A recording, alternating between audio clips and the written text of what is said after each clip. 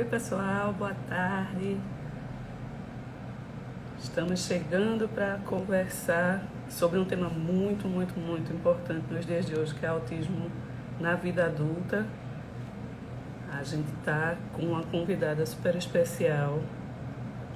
Oi, Imagem Plural, tudo bem? Vamos colocar aqui a nossa convidada para conversar com a gente. A gente também vai ter nossa interpretação em Libras, então estamos também convidando Simone. Vamos lá. Agora é só o tempinho delas aceitar. Oi, Priscila, boa tarde. Oi, boa tarde. Consegue me escutar direitinho? Estou ouvindo bem. Agora vamos só aguardar a chegada de Simone, nossa intérprete de Libras. Ok. Enquanto Simone não chega, eu queria dar as boas-vindas para todo mundo que está aqui, entrando nessa live. É muito importante para a gente. E aí eu falo em nome do César, em especial em nome do nosso Comitê de Inclusão e Diversidade. Simone, você entrou. Vamos ver, deixa eu te convidar aqui para participar. Você está convidada para participar aqui do nosso vídeo. Você pode aceitar? Então, é um tema muito importante. Eita, tá? Simone não está conseguindo participar. Simone, talvez sua versão do Instagram não esteja atualizada. Então, se você puder fazer essa atualização, enquanto isso a gente vai começando a conversar. É um tema muito especial para a gente, porque somos um grupo de artistas autistas, Anjo Azul Artismo, que legal, sejam bem-vindos. A cada dia mais a gente escuta falar em autismo, a gente sabe, sempre, todo mundo agora conhece alguém que tem alguém que está dentro do espectro autista, na família ou no círculo de conhecidos, então é muito importante a gente saber um pouquinho mais sobre essa síndrome. Então, para conversar com a gente, nós convidamos Priscila Magalhães. Ela é psicóloga, terapeuta cognitivo-comportamental, especialista em autismo.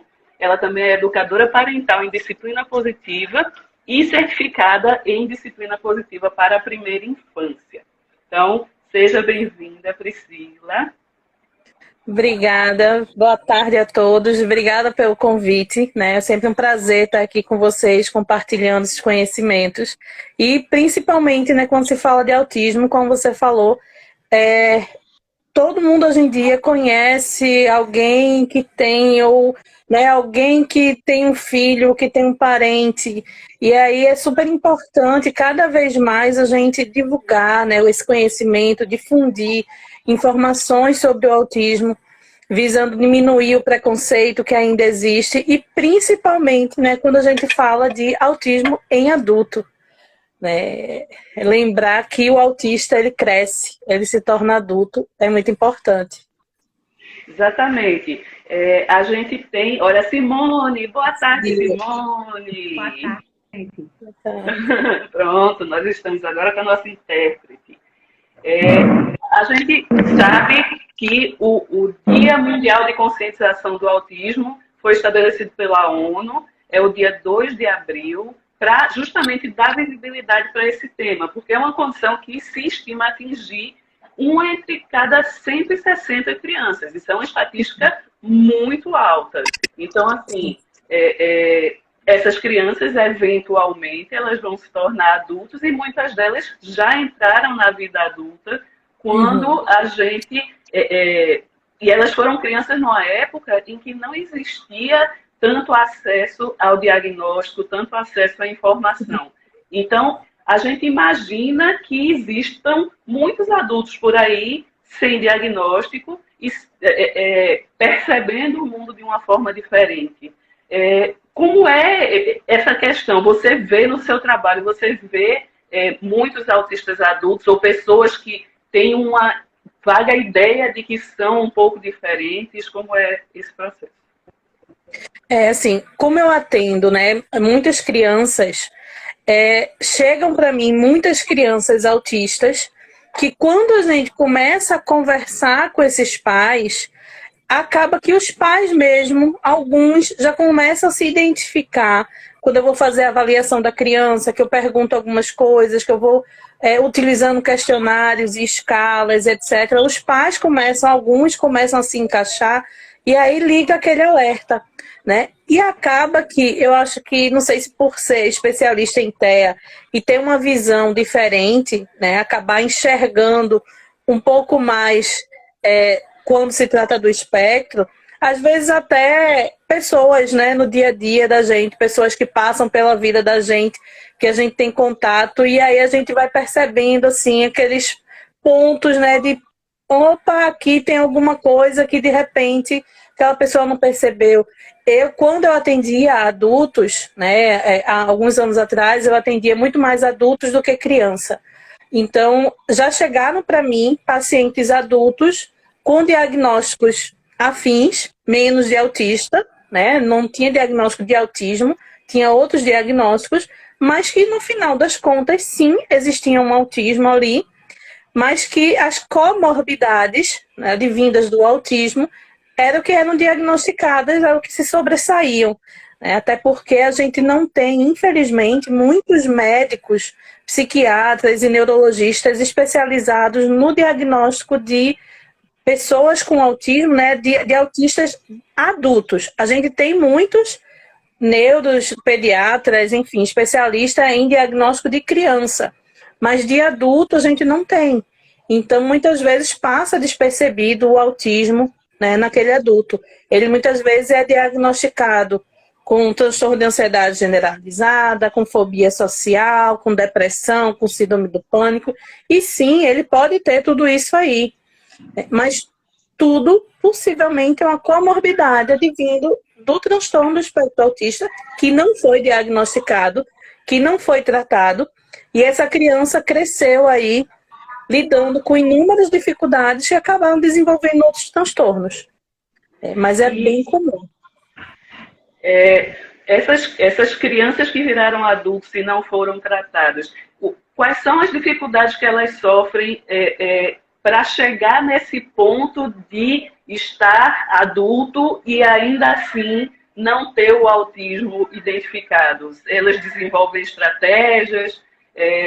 Como é que acontece?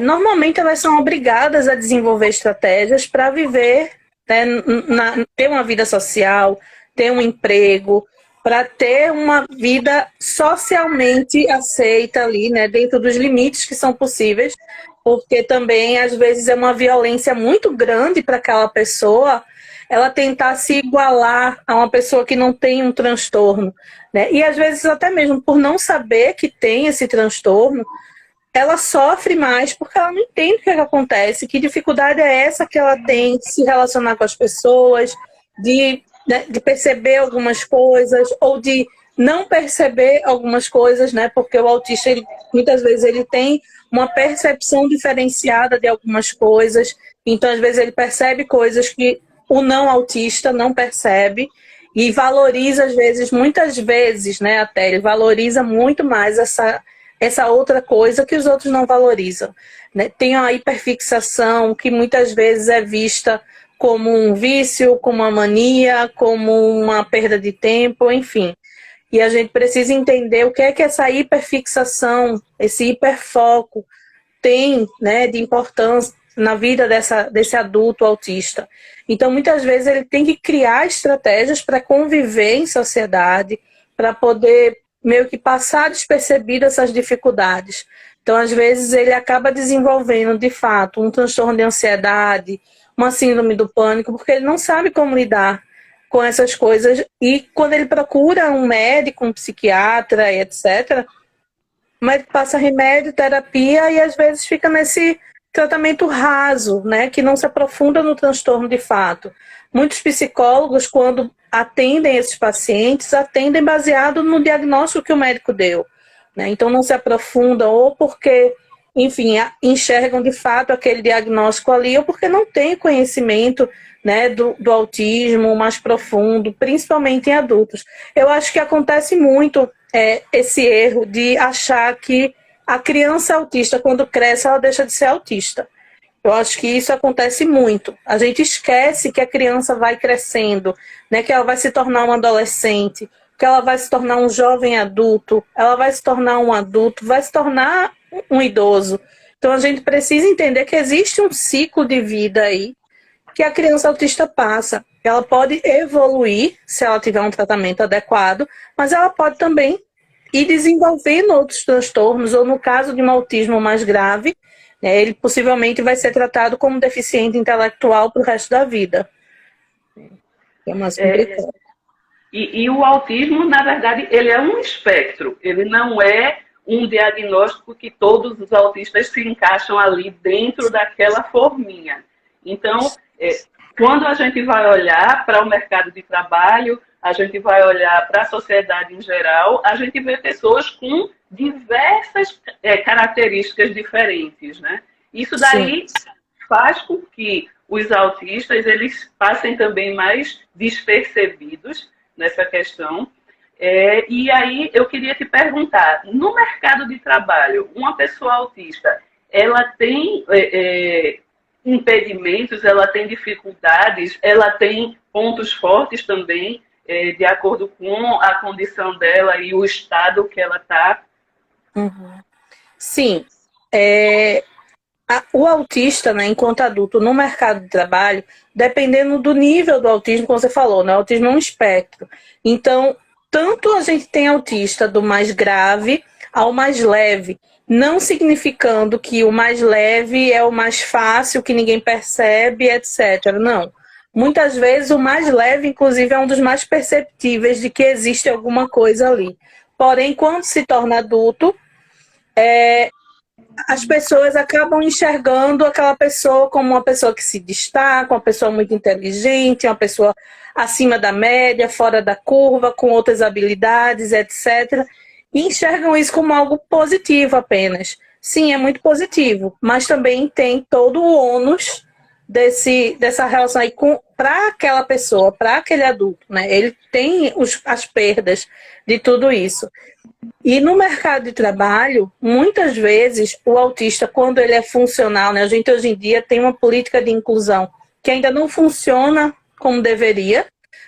Deveria se funcionar muito melhor isso daí, mas ainda existem algumas empresas já, né, que tem uma política de inclusão bacana, que acolhe, que aceita, que dá espaço para as pessoas com transtorno, com síndromes, com deficiência. Isso é muito importante, porque essas pessoas elas não são incapazes. Como eu falei, num caso de autismo grave, esse adulto pode sim ter uma deficiência intelectual. Ele vai se desenvolver a partir de terapias, etc., mas pode ser que fique ali no nível de deficiência intelectual que ele precise de um suporte, de um apoio maior, dificultando sua inserção no mercado de trabalho. Mas a gente tem outros níveis do espectro que eles podem sim ser inseridos facilmente no mercado de trabalho e ter um ganho muito grande, né, para o local que ele trabalha, porque o autista muitas vezes ele é muito perfeccionista, ele é muito metódico, ele gosta de rotina. Então, assim, para uma empresa, dependendo do ramo dessa empresa, dependendo do que essa empresa possa oferecer, esse funcionário aí autista, ele pode beneficiar muito na produtividade, no crescimento dessa empresa. Ele só precisa de uma oportunidade. E aí a gente precisa entender que o autista ele precisa de uma oportunidade de mostrar que ele pode, que ele é capaz. Ele pode sim precisar de um suporte, de uma explicação mais minuciosa, de uma ilustração diferente, enfim, de suportes visuais para que ele consiga entender melhor algumas coisas, mas ele tem total capacidade cognitiva para exercer aquela função, para fazer um bom trabalho, para desempenhar o seu cargo com excelência. Né? Eu já tive paciente autista que trabalhou em empresa de tecnologia como um dos máximos, assim, no cargo máximo, sem nunca nem sequer ter feito um curso, porque ele conseguiu aprender sozinho, né, a mexer em tudo aquilo ali. E aí, assim, ele sobressaiu completamente dos outros funcionários, mas mal se relacionava, né? Ele dizia para mim que ele chegava na empresa, ele colocava o fone de ouvido dele, ficava lá ouvindo a música dele, com o fone de ouvido dele, não se relacionava com ninguém e fazia todo o trabalho dele como tinha que ser feito. E entregava antes do prazo, enfim, era super elogiado. Se relacionava bem? Não. Ele tinha características e ele não tinha um diagnóstico de TEA. Ele não tinha um diagnóstico de autismo, ele tinha um diagnóstico de fobia social. E aí, aos pouquinhos, a gente foi chegando nesse diagnóstico do TEA, que ficou muito claro diante de toda a história familiar, de todo o desenvolvimento e etc. Então, o diagnóstico do adulto autista demora e é difícil por isso, porque a gente trabalha com lembranças, né? E os sintomas que eles apresentam hoje, enquanto adultos, muitas vezes já são sintomas melhorados ao longo do tempo. Mas para o mercado de trabalho, a gente tem aí vários autistas que fazem trabalhos belíssimos, que são super capazes. A gente só precisa, de fato, dar oportunidade. Dar oportunidade e ter paciência para adaptar o que for necessário para esse funcionário. Isso é muito importante. Entender as peculiaridades que ele tem, que ele precisa para exercer esse cargo. E uma pessoa que é autista, mas não tem noção de que é autista, quando chega no seu consultório, por exemplo, e recebe esse diagnóstico, obviamente, depois de todo um período de avaliação e observação, qual é a tendência dessas pessoas a reagir? Eles reagem bem? O susto é maior do que qualquer outra coisa, porque depois de viver uma vida inteira, você, de repente, recebe aquela notícia de você é autista. Como é que isso mexe com a pessoa? Existe o susto, né, de, nossa, não sabia. Mas também existe muito o alívio de que tudo se encaixa. Né? O que eu escuto muitas vezes é, agora faz sentido. Agora eu entendo por que acontecia isso. Agora está fazendo sentido, porque na minha infância eu era assim, acontecia isso e tal. E aí a pessoa começa a relembrar coisas, né, que já passou, que já vivenciou e que nunca foi levado em consideração. Questões de emoções, de dificuldades, de desenvolvimento, de atrasos, de limitações, muitas vezes até mesmo de um desempenho mais elevado. E a pessoa começa a entender que aquilo ali fazia parte já do autismo e ela não sabia. E aí, assim, na grande maioria, sim, existe o susto. Eu acho que 100% se assusta, né? 100% fica mexido, mas também uma porcentagem grande aí sente um alívio muito grande de poder entender o que é que de fato acontecia. Né? Como eu falei, muitas vezes o diagnóstico que essas pessoas têm são diagnósticos de ansiedade, de pânico, de depressão, de fobia social, e que, na verdade, não quer dizer que esteja errado. Eles podem sim apresentar essas características, esses transtornos, etc. Pode, porque passaram tanto tempo lutando contra coisas que sentiam e não sabiam o que era, né, coisas que viviam e não sabiam como lidar, que muitas vezes desenvolve sim a depressão, desenvolve uma síndrome do pânico.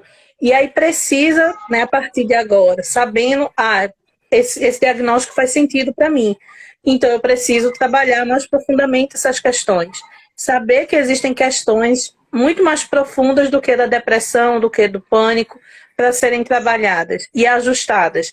Né? Não vai deixar de tratar essas outras comorbidades, é necessário continuar o acompanhamento. Mas também é muito necessário ter o olhar para o transtorno, né, quando existe o diagnóstico. A maior dificuldade que a gente encontra são os médicos que muitas vezes são desatualizados e não acreditam no diagnóstico do TEA, né, do autismo. Então, muitas vezes os médicos dizem, não é ansiedade, é depressão e tal. Então, às vezes a gente se depara com essas dificuldades e isso atrasa ainda mais, né? Depois da gente atrasar uma vida inteira, às vezes a gente atrasa ainda mais esse tratamento, esse acompanhamento, porque tem médicos que desacreditam no diagnóstico.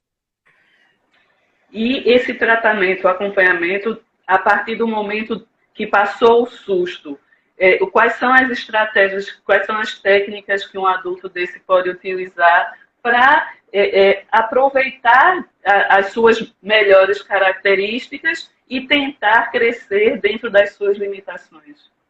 Sim, o principal é fazer uma terapia, né? Uma psicoterapia é fundamental para que ele consiga enxergar quais são as suas habilidades, quais são as suas dificuldades e, a partir disso, trabalhar na terapia, de preferência, né? Mas não apenas, mas preferencialmente uma terapia cognitivo-comportamental, porque vai trabalhar bastante a questão das habilidades sociais dessa pessoa. E aí a terapia cognitivo-comportamental, ela tem um trabalho bastante focado e direcionado para o desenvolvimento dessas habilidades, né, para desenvolver as qualidades desse indivíduo, né, baseado no que ele precisa, no que ele tem que desenvolver, né, no dia a dia dele, nos relacionamentos dele. Então, a TCC, a terapia cognitivo-comportamental, trabalha com foco no desenvolvimento dessas habilidades. Só que, lógico, quando a gente tem um adulto recém-diagnosticado, possivelmente ele já tem um caminhão de outras características e sintomas que a gente precisa trabalhar além das habilidades sociais. Então, a psicoterapia é fundamental para desenvolver esse indivíduo, para fazer com que ele consiga evoluir e, principalmente, consiga se entender, se aceitar, né, se acolher, para aí sim ele conseguir caminhar a partir desse diagnóstico, né? E aí, assim, existem várias características, né, para desenvolver a questão das habilidades sociais, de contato, de relação, de conversas, que muitas vezes é tão difícil, né, de empatia, que às vezes a gente precisa dosar, né? Às vezes tem adultos que têm empatia demais, tem adultos que têm empatia de menos, então a gente precisa às vezes dosar. A questão das emoções, de lidar com as suas próprias emoções, de reconhecer as suas emoções, de expressar as suas emoções.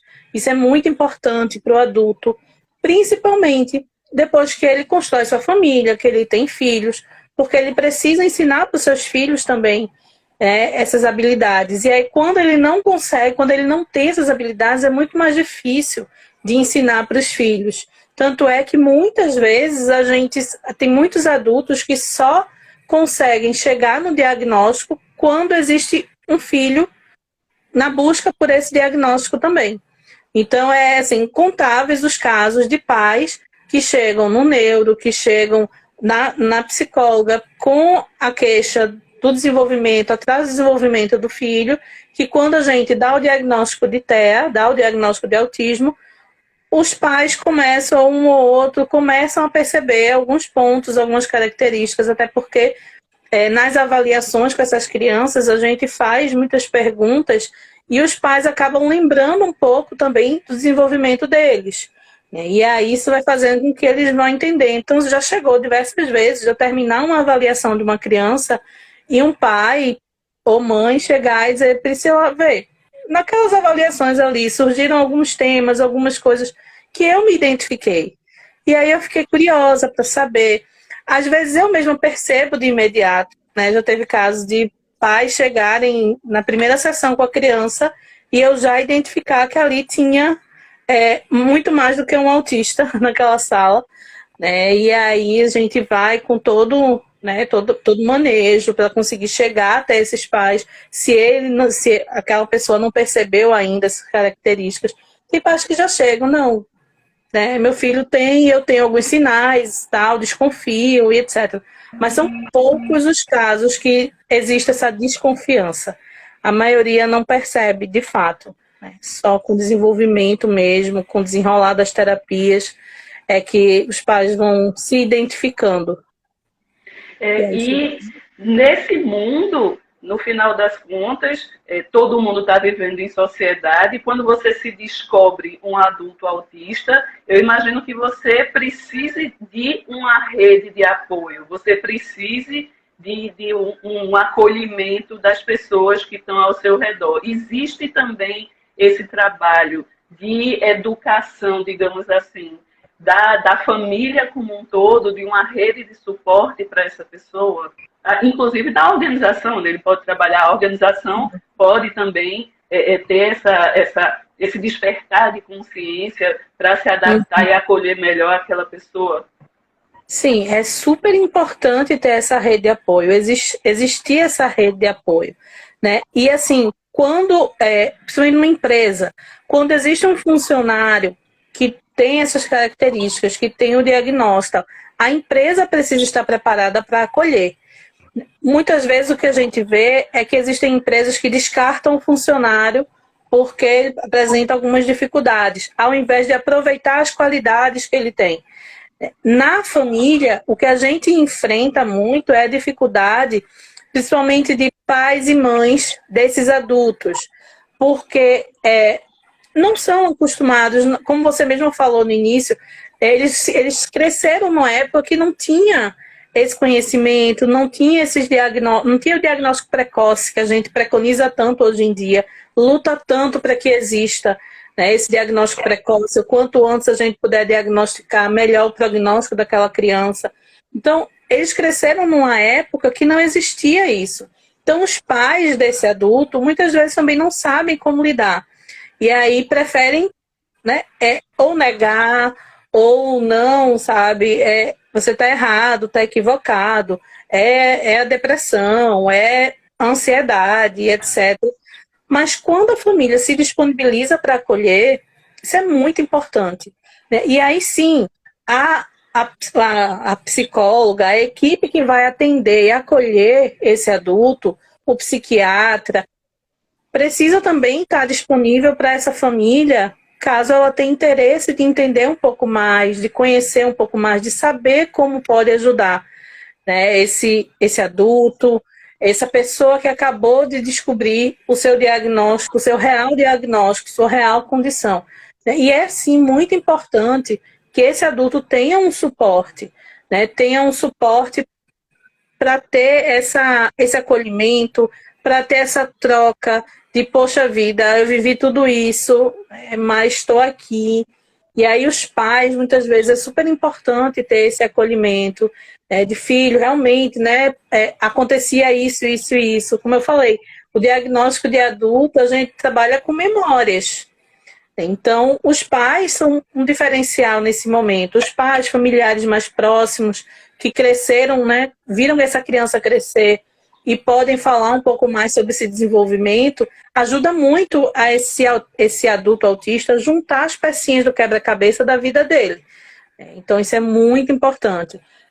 Eu sempre, quando eu converso ou com pais de criança ou com adultos que sejam autistas, eu sempre falo muito dessa importância do acolher, né, do estar ali apoiando, incentivando os tratamentos, que é muito importante, e o adulto normalmente desiste mais facilmente dos tratamentos, e é importante a continuidade desse tratamento.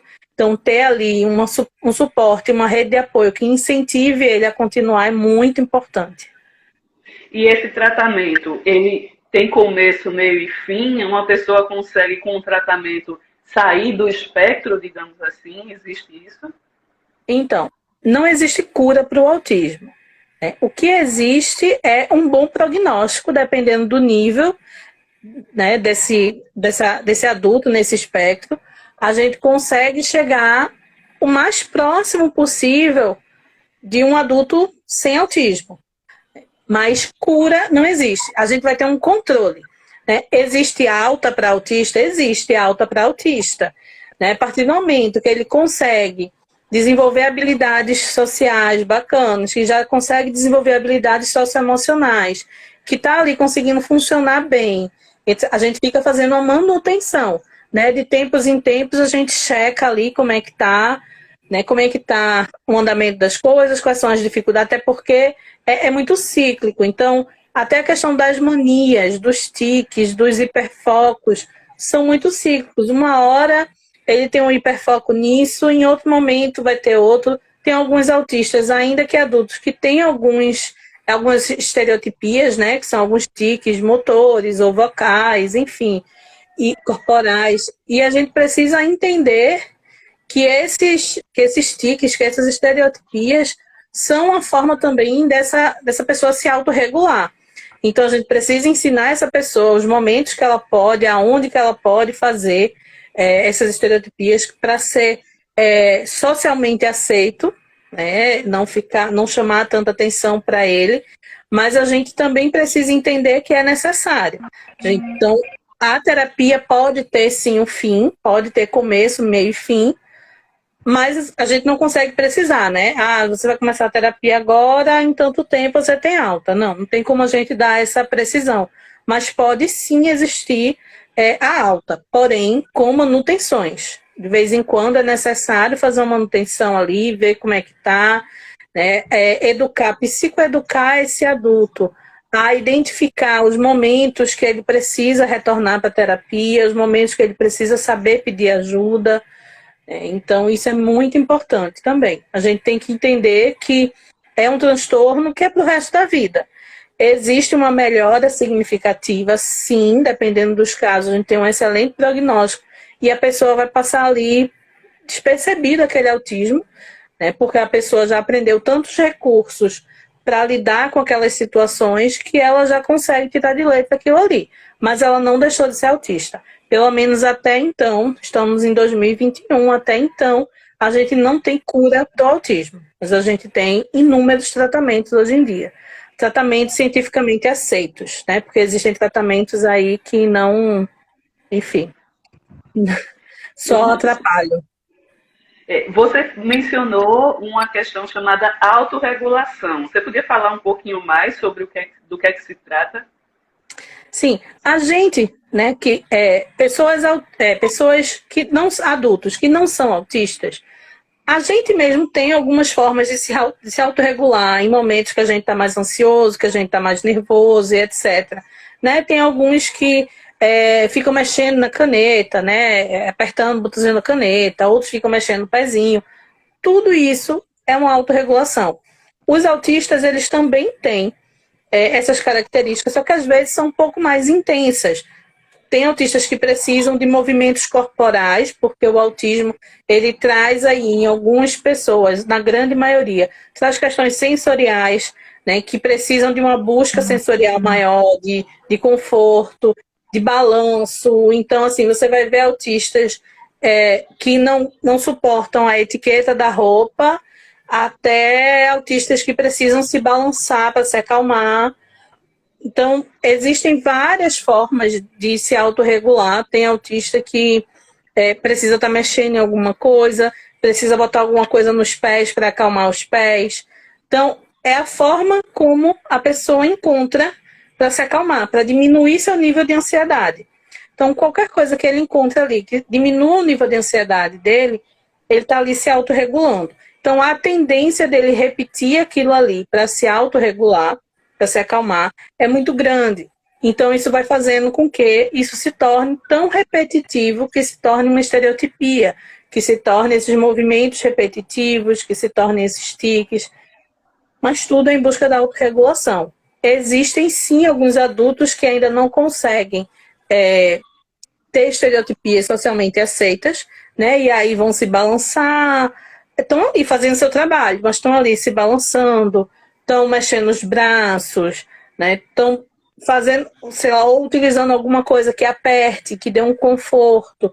Então, às vezes, a gente percebe visualmente, mas às vezes a gente nem percebe. Aquele autista já consegue ir para o cantinho dele e buscar um momento dele ali, ou às vezes a gente nem percebe, porque a gente mesmo que não é autista também tem os nossos momentos de autorregulação, né? Quem nunca aí balançou seu pezinho adoidadamente, né? Ou ficou lá mordendo caneta até a tampinha se acabar, para se autorregular, para se acalmar, que atire a primeira pedra.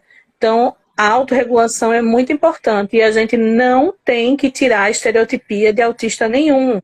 A gente precisa ajustar para o que é mais conveniente para aquela criança ou para aquele adulto, o que é mais socialmente aceito. Lembrando que o autista ele não tem que se adequar à sociedade. A sociedade precisa se adequar ao autista. Então, a gente precisa difundir cada vez mais essas informações para que aquele autista que precisa ficar se balançando não precise ficar sofrendo porque ele está fazendo aquilo na frente dos outros. Porque aquele autista que está ali voando nos pensamentos dele, criando na cabeça dele um momento, não seja taxado de, sabe, de distraído e etc., porque ele está apenas no canto dele, quieto no canto dele, com as imaginações dele, com os pensamentos dele, com as criações dele, né, porque a gente acha que aquilo ali é diferente. Então, a gente precisa adequar a nossa sociedade para aceitar, para entender, para acolher o autista, seja ele criança ou adulto. Isso é muito importante. É toda uma questão realmente de incluir, de trazer as pessoas para dentro e chamar para dançar, né?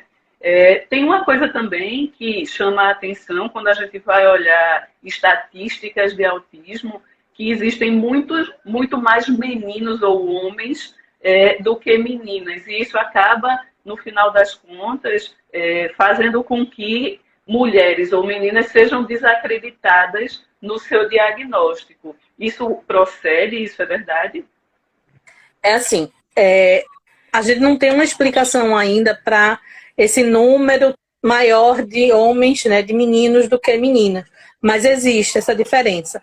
O que se especula é que o diagnóstico em meninas é muito mais difícil do que em meninos, porque a menina ela é muito taxada como a quietinha, a boazinha, a comportada, né? Essa coisa de menino é muito mais difícil. Não, existem meninas que são difíceis também, né? E que não tem nenhum transtorno, são apenas crianças. Só que a gente se habituou, né?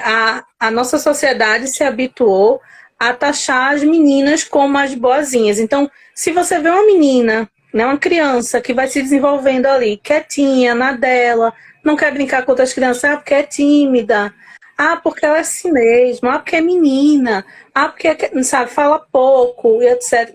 Acaba que vai negligenciando um pouco esse desenvolvimento dela aí. Então, o diagnóstico das meninas é muito mais difícil. E sim, mulheres, né, adultas com diagnóstico de autismo acabam sendo desacreditadas porque já é tão mais raro ver meninas autistas, né, que quando crescem, não tem tanto autista assim, mulher, né, mais homens. Você vai ver filmes, qualquer coisa na TV, são os homens que aparecem, são homens autistas que aparecem. São raros os filmes, né, as produções que trazem mulher com autismo, mas elas existem. Elas existem e tem da mesma forma que os homens. Tem de níveis mais graves a níveis mais leves, mais funcionais. Então, é muito relativo. Existe uma dificuldade, sim, de aceitar esse diagnóstico, exatamente por conta dessas características da infância. Tem muitos pais que justificam, não, mas minha filha sempre foi assim quando criança. Então, ela cresceu sem muitos amigos, nunca foi de ter muitos amigos, não era de sair, sempre foi muito quietinha e tal. Então, cresceu dessa forma. Muitas vezes ela até consegue se envolver com as pessoas, porque, como eu falei, o autista, quando ele não tem um diagnóstico, ele cresce muitas vezes ali na luta, na batalha, para ir desenrolando, né, todas as suas relações, para ir se habituando àquele dia a dia, vai aprendendo meio que por imitação, meio que por observação, o que é que ele tem que fazer. Tanto é que muitas vezes, quando você conversa com adultos autistas, que você começa a conversar sobre essa questão da forma de agir em determinados momentos, a pessoa coloca que não era dessa forma que eu queria agir de outra forma, mas eu aprendi que era assim que tinha que ser. Né? Então é meio que por imitação, por observação. E a mulher, ela acaba se adequando mais, porque ela é mais cobrada a essa questão do caber naquela caixinha. Né? A homem dá trabalho, homem faz o que quer. Mas a mulher tem que caber naquela caixinha imposta pela sociedade, de pura recatada e do lar. E aí a autista vai cada vez mais se afundando na caixinha, e aí ela cresce nessa caixinha. Então, de fato, o diagnóstico de mulher adulta autista é muito mais desacreditado. Muito mais. Se de homem já imagina de mulher. e ela cresce dentro dessa caixinha, mas essa caixinha está limitando também a vida dela e muitas vezes está machucando. Então, ela Exatamente. é a custo de outras características que ela poderia estar desenvolvendo. A gente vê muitas histórias de personalidades que depois de um tempo Uhum. vêm a público com o diagnóstico de autismo e elas são excepcionalmente desenvolvidas nas suas áreas específicas, ou um jogador de futebol, ou uma pessoa Uhum. que é mais voltada para o ativismo. Então, é importante esse enquadramento fora da caixa, que o mundo seja a caixa da pessoa. Exato, isso é muito importante. A gente tem alguns comentários aqui, deixa eu dar uma olhada. Vamos lá, a gente tem um comentário de Débora Maione, ela está dizendo que o melhor e o pior momento é o momento do diagnóstico. A gente imagina que deve ser o momento do choque e o momento do alívio ao mesmo tempo, né? Com certeza. E Débora também comentou aqui que o maior preconceito vem da família. Isso aí realmente é triste. É.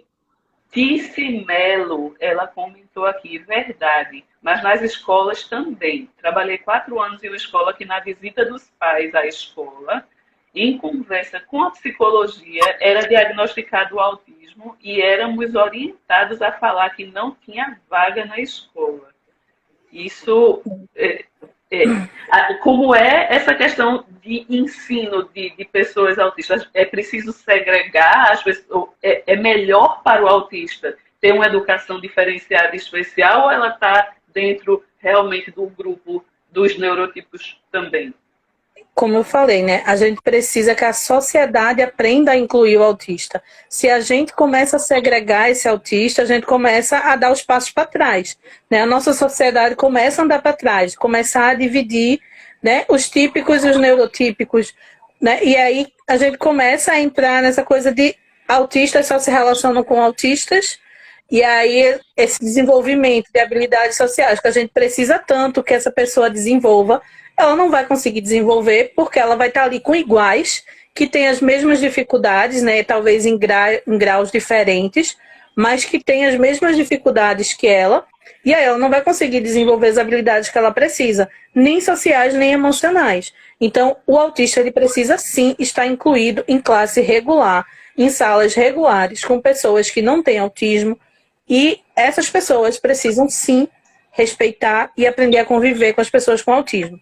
Não é uma questão de entender ou não entender, é aceitar. É direito do autista estar na classe regular, seja ele criança ou adulto ou adolescente, o que for. A escola, a universidade precisa se adequar a essa questão da inclusão de crianças, de adultos, de adolescentes, autistas com síndromes, com transtornos afins. As escolas precisam se adequar, né? Essa questão de negar vagas, todo ano eu escuto pelo menos umas 5 histórias. E isso me revolta cada vez mais. Porque a gente é uma escola inclusiva. E a maioria coloca isso. É uma escola inclusiva, mas a gente tem um limite. Eu entendo que em cada sala precisa ter um limite, até porque muitas vezes essas crianças precisam de um suporte. Mas o limite não é uma criança, né? O limite não é uma criança por escola. Essa escola precisa estar preparada. Mas a gente não tem suporte. Então capacite seus profissionais.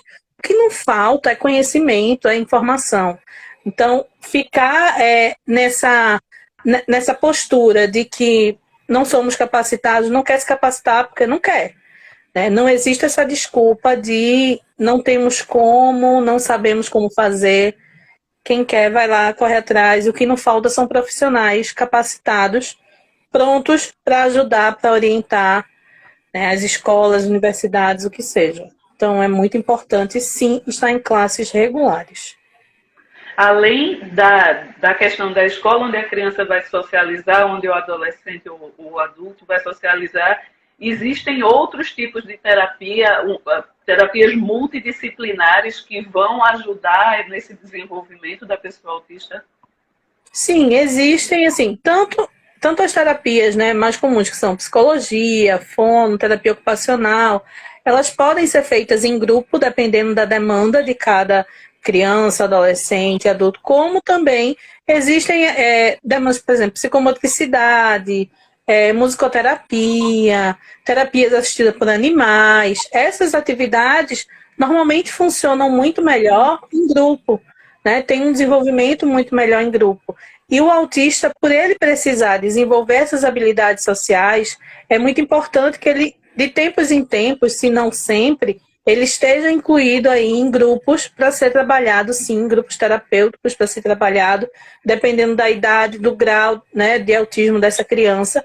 É importante que ela esteja envolvida ali com outros pares, né, com outros seres, crianças da mesma idade, mesma demanda, e aí é muito importante que sejam crianças com idades semelhantes e mesma demanda. Às vezes a gente vê por aí muitos espaços, muitos lugares que colocam crianças juntas de forma muito mista, muito misturada. Criança de 4 anos com criança de 8, com crianças mais graves e crianças mais leves, e aí a gente fica meio que perdido do que é que vai ser trabalhado ali. Então, para terapias em grupo, assim como terapias individuais, precisa haver um plano de intervenção. Então, o que é que vai ser trabalhado? O que é que aquela criança, aquele adulto, aquele adolescente precisa trabalhar? Para adultos é muito importante o trabalho em grupo também, a psicoterapia em grupo, um grupo de apoio em grupo, né? Óbvio, grupo de apoio, meio redundante. Mas que seja trabalhado essa questão dos pares, né? Dele poder ver, conhecer outras pessoas, até para trocar esse ponto de rede de apoio, sabe? A gente vai seguindo, se apoiando. Então, esses grupos terapêuticos para adultos são muito importantes também. Vamos ver aqui, a gente tem outros comentários. Esperteliz, ela colocou aqui, por tanta busca por cura que se cria o estigma de que autismo é doença. Então, Exato. vale a pena a gente deixar essa mensagem muito forte de que não é uma doença, é uma coisa com que a pessoa convive e que a pessoa tem suas características positivas e de melhoria e que você vai realmente tratando ao longo da vida. A Débora Maione colocou aqui, vale salientar que os neurotípicos também apresentam estereotipia. Sim. A Esperteliz, ela comentou dizendo que perninha mexendo ela tem muito. Então, realmente é uma coisa que... Mas existe todo esse estigma, até por questão da mídia, de dizer, não, o autismo é aquele que fica se balançando, é aquele que balança os dedos, faz o flapzinho, faz o flapzinho. Que não fala, que fica repetindo a mesma coisa o tempo inteiro. Fugiu disso, não é autista. Eu costumo dizer que isso é autismo de livro. Né? O autista de livro é exatamente esse daí. O que a gente aprende na teoria lá na faculdade, o que eu estudei foi esse autista aí. Né? E aí, quando eu fui para a realidade, eu também fiquei me questionando de esse menino é autista, essa criança é autista, mas ela não faz nada disso. Né? E foi aí que, na prática, foi que eu vim descobrir, de fato, o quanto a gente tem de variações. Eu costumo dizer que eu não sei mais quantos autistas passaram pela minha vida. São 12 anos de experiência com autista e eu não faço ideia mesmo de quantos passaram. Mas uma coisa eu posso afirmar, nenhum autista foi igual ao outro. Nenhum. Nem assim, irmãos, já atendi irmãos. Nenhum é igual ao outro. Já atendi irmãos gêmeos, nenhum é igual ao outro. Né? Então, cada um tem sua individualidade, tem sua peculiaridade. Então, realmente querer colocar todo mundo no mesmo pacote não dá, não. Cada um tem sua forma, tem seu jeito. Assim como a gente que não tem autismo, também cada um tem sua particularidade, sua forma. Né? Eles são tão seres humanos quanto a gente. A gente tem mais um comentário aqui de Daniel Maione. Ele fala que o problema, creio que seria o grau do autismo, pois muitas crianças não são diagnosticadas e em um momento da vida ficam bem exclusas da sociedade. o bom é diagnosticar cedo para ela poder aprender e se desenvolver melhor, bem acompanhado. A inclusão é bem melhor. Isso também passa por uma questão que os neurologistas falam, que é a capacidade do cérebro da criança de se desenvolver melhor. Como é que isso acontece? A gente tem a questão da neuroplasticidade, do desenvolvimento cerebral dessa criança. A neuroplasticidade, ela fica ativa ao longo de toda a nossa vida, né? Da hora que a gente nasce, da hora que a gente morre. Porém, a gente tem, obviamente, que no início da vida, né, os primeiros anos de vida, o ser humano ele tem uma capacidade muito maior, né, de fazer essa neuroplasticidade, de fazer novas sinapses, etc. E aí fazer com que a criança se desenvolva cada vez mais.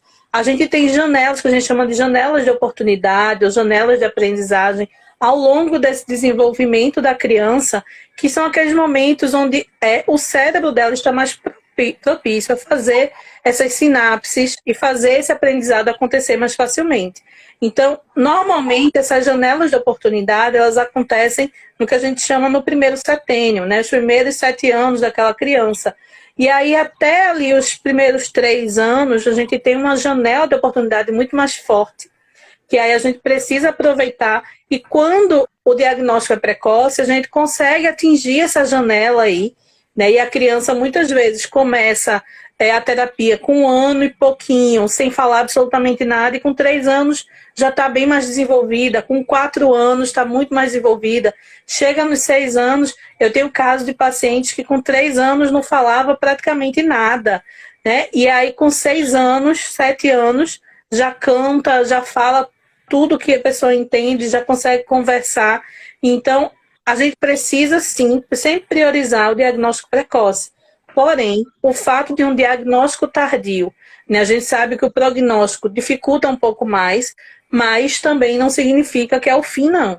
A gente precisa focar nas terapias, precisa ser um pouco mais intensivo, etc. Mas a criança também pode desenvolver, como eu falei. A gente se desenvolve até a nossa morte. Basta a gente estar ali em atividade, exercitando e etc. Então a gente consegue desenvolver. A gente vai ter mais dificuldades? Vai. Né? É igual a questão da perda de peso de acordo com a idade. O metabolismo da gente vai se tornando diferente e vai dificultando. Mesma coisa é a questão da plasticidade cerebral. Vai dificultando, vai se tornando um pouco mais difícil, mas ela continua acontecendo. Então, é difícil, mas a gente precisa entender que, independente do momento do diagnóstico, a gente tem tratamentos, né? Tem tratamentos específicos, tem caminhos específicos para seguir. Então, é importante a gente enfatizar que é mais difícil, sim, o diagnóstico precoce é, sim, a melhor saída, mas, independente do momento, a gente consegue caminhar aí. A gente tem uma pergunta aqui de Eric NSS. Ele pergunta o quanto a tecnologia poderia ajudar quem tem autismo? O que eu observo, né, não sei se já existem estudos científicos sobre, mas o que eu observo é que o autista ele se interessa muito pela questão tecnológica, acredito eu, por ser algo que ele consegue fazer ali, né? Estou aqui sozinho, né, do meu jeito, no meu momento e etc. Então, ele acaba desenvolvendo muito mais essa facilidade de lidar com tecnologias. E dependendo do nível do autismo, né, como eu falei, quando o nível tende mais para leve, normalmente a parte cognitiva chega a ser mais elevada do que de crianças e adultos na mesma idade sem autismo, né? Então, a parte cognitiva do autista leve, né, mais para a ponta do espectro, costuma ser bem mais elevado. Então, ele tem muito mais facilidade de lidar com essas questões tecnológicas. E aí surge, claro, o interesse, né, muito maior. E sim, pode ajudar, mas também pode atrapalhar, porque aí pode deixar aquele adulto ou aquela criança cada vez mais isolada, porque quer ficar na tecnologia e acaba ficando mais isolada.